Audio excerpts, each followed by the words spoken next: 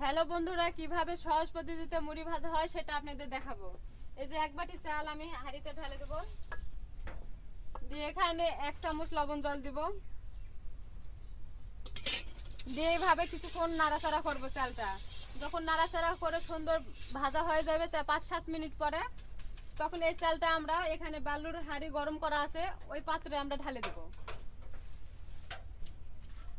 এই যে এইভাবে বেরি দিয়ে ধরছি, ধরে এই ছোট হাঁড়িটার চাল আমরা বালির হাঁড়িতে ঢেলে দেব। এখন এই বালির হাঁড়িটা এভাবে নাড়াচাড়া করব।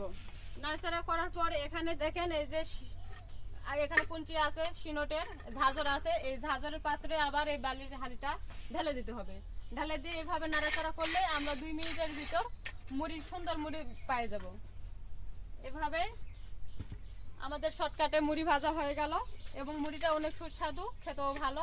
তো এভাবে মুড়ি ভাজা হয়। আমি এর আগে কোনোদিন মুড়ি ভাজিনি, বাবা মার বাড়িতে প্রথম ভাজছিলাম, আর এই শ্বশুর বাড়িতে আসে এটা আমার প্রথম ভাজা।